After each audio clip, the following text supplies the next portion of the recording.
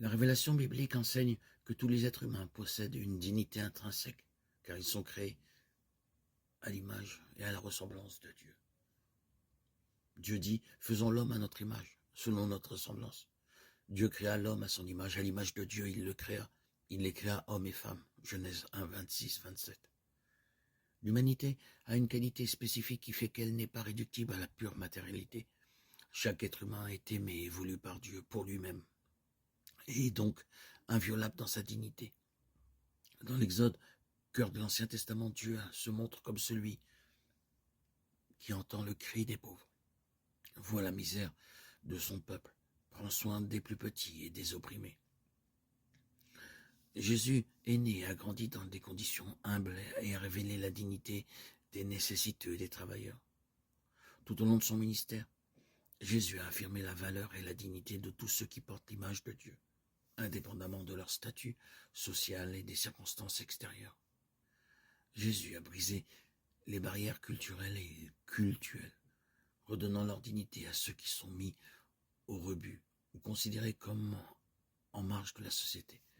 Les collecteurs d'impôts, Matthieu 9, 10, 11, les femmes, Jean 4, 1, 42, les enfants, Marc 10, 14, 45, les lépreux, Matthieu 8, 2, 3, les malades, Marc 1, 29, 34, les étrangers, Matthieu 25, 35, les veuves, Luc 7, 11, 15. Il guérit, nourrit, défend, libère, sauve. Il est décrit comme un berger attentif à une seule brebis égarée, Matthieu 18, 12, 14.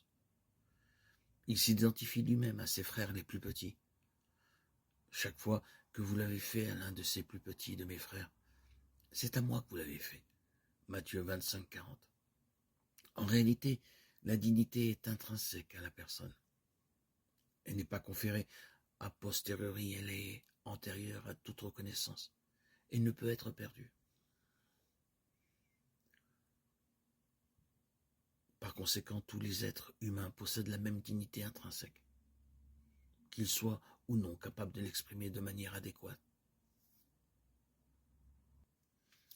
Dieu défend l'humanité et nous demande en quelque sorte d'être son collaborateur dans cette défense.